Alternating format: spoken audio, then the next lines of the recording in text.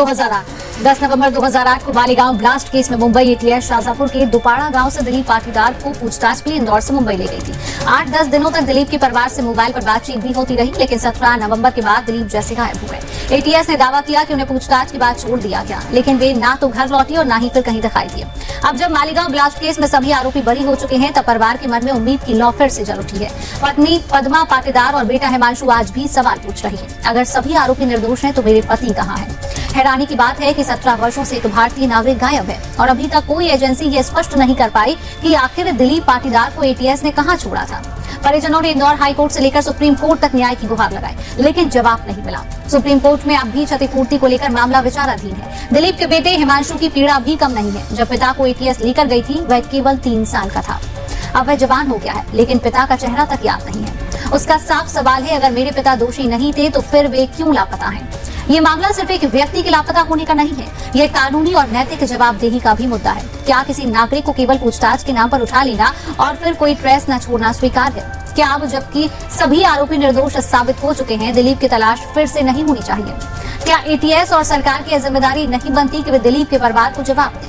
दिलीप की पत्नी ने अब केंद्र सरकार से अपील की है कि वे मामले की पुनः जांच हो। उनका कहना है कि हम आज भी अपने आदमी के आने की राह देख रहे हैं। अगर वो नहीं रहे तो कम से कम सरकार यह तो बताए कि हुआ क्या था। मालेगांव केस की गूंज अब खत्म हो चुकी है, लेकिन दिलीप पाटीदार का इंतजार अभी भी जारी है। इंदौर से लेके गई थी भैया और घर से ही उठा के लेके गई थी। तो आप किन क्या किराएदार के रूप में रह रहे थे? हाँ, राम जी कलसंगरा के मकान में किराए से रह रहे थे। उनसे एटीएस जब लेके गई तो आपकी कितनी बार बातचीत हुई उनसे?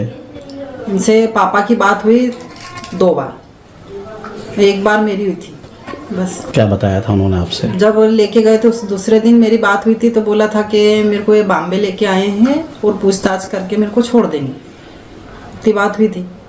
और पापा से बोली थी कि पापा ये मेरे को बयान देने के लिए बोल रहे हैं, तो मैं क्या करूं? तो पापा ने तो ऐसा बोला था कि वहाँ की कंडीशन देख के तेरे हिसाब से कर ले।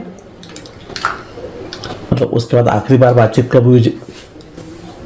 बस पापा यही हुई थी। 1 बार और हुई थी कि पापा ये मेरे को घर छोड़ जाएंगे और कपड़े वपड़े भी दिला दिए और ये आपकी साइन लेके जाएंगे, घर छोड़ने आएंगे। जब तो 2008 से आप उनका इंतजार कर रहे हैं? कर रहे हैं भैया, इंतजार तो करेंगे, मरते दम तक ही करेंगे।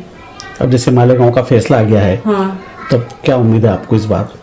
ये है कि मेरा तो सरकार से ये कहना है कि सब बरी हो गए तो मेरा पति कहाँ है? सरकार से यही मांगे कि कुछ हमारे लिए मदद करे, पिताजी को ढूंढने में मदद करे और एटीएस वालों पे उनकी जानकारी निकाले कि क्या करा क्या नहीं करा, उस समय क्या प्रेशर डाला उन्होंने या क्या कुछ गलत कर दिया हो तो वो बताए। कोर्ट वगैरह में चल रहा है? जी चल रहा है, सुप्रीम कोर्ट मानहानि का साथ में ढूंढने का जानकारी दे उसकी क्या हुआ। लेकिन आप सरकार से कर सकते थे, फैसला किया गया है जी, तो उनका फायदा हो गया ना, साध्वी जी प्रज्ञा, और ये उनका फायदा हो गया। अब पिताजी तो मेरे रह गए थे तो उनको कुछ पता ही नहीं था उस केस में, इन्वॉल्वमेंट नहीं बताया ना कि इसमें कोई इन्वॉल्वमेंट है क्या। बाकी एटीएस रात को लेके गई, उसके बाद